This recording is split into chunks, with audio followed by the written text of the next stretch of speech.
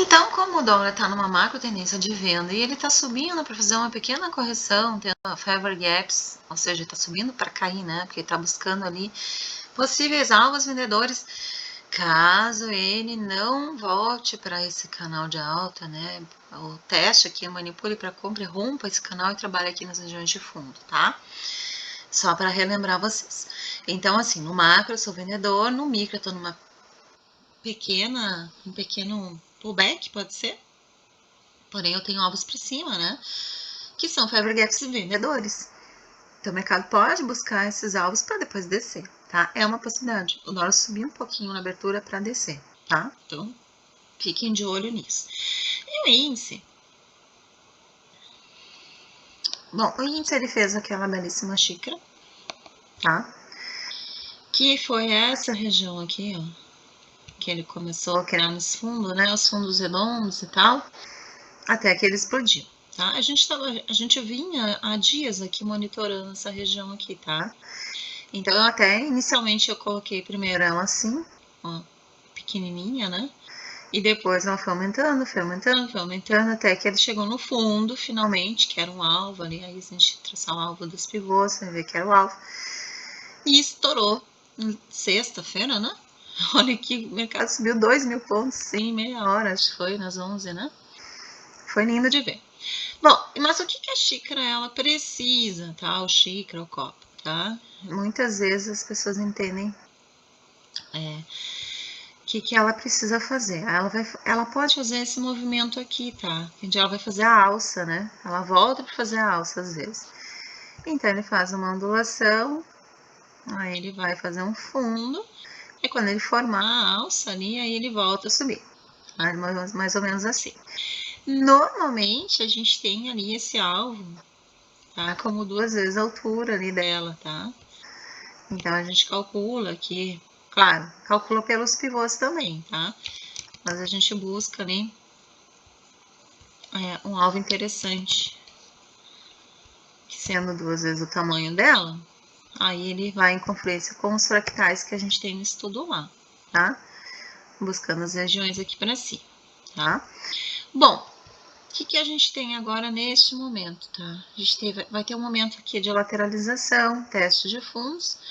Aí temos que ver aqui, até onde ele pode descer. Marquem região de favor gap, olha aqui esse favor gap lindo aqui embaixo, olha aqui, ó.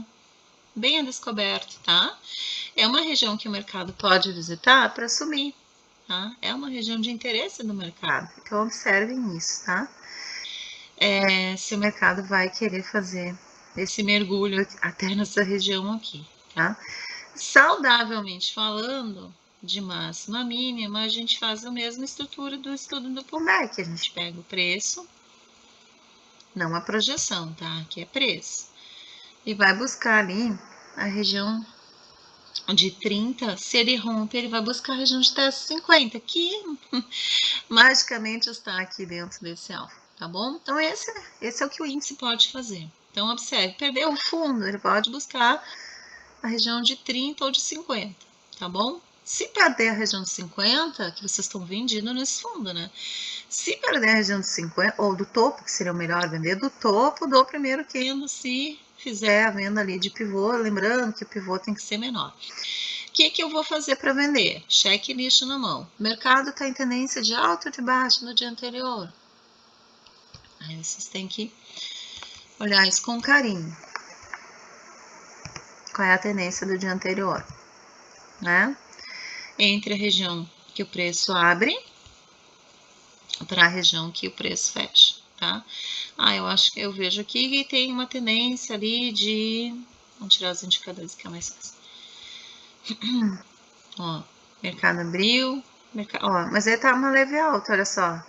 Região de preço, abertura de candle 1 para a região de fechamento. Tá neutro, né? Praticamente. Então, isso aqui é uma informação interessante. O que o mercado precisa fazer? Agora ele precisa caracterizar um pivô. Se ele está neutro, não é nem comprador nem vendedor, ele precisa sair dessa região de neutralidade, porque ele pode estar oscilando aqui, né? Ela andando de lado antes de buscar aqueles fundos. Então, observem isso, observe se tem notícia. Mas, assim, o mais principal é vocês observar aonde o primeiro candle abriu, marca como a linha d'água, olhem onde é que estão possíveis alvos, então tem alvos para baixo, favor gap.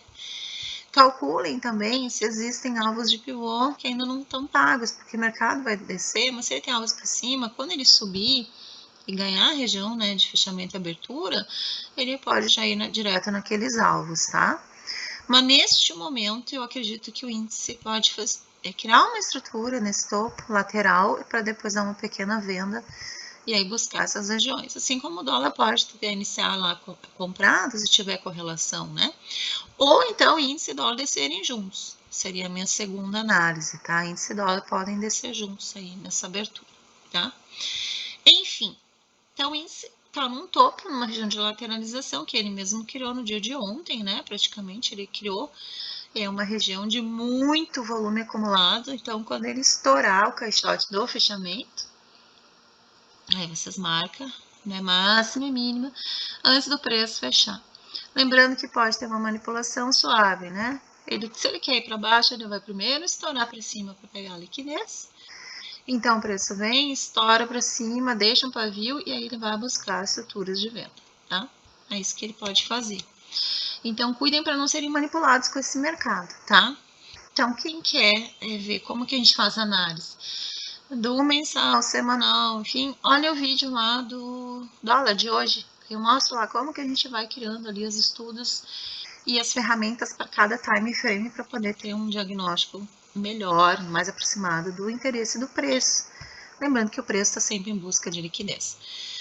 Certo, pessoal? Então ele pode vir fazer esse movimento aqui e depois voltar a subir. Pode descer bem mais baixo, inclusive, esse movimento aqui de queda. Por quê? Porque aqui eu tenho uma região de 30, que é pullback, mas eu tenho um favor gap em cima de uma região de teste, que é 50% do dia anterior.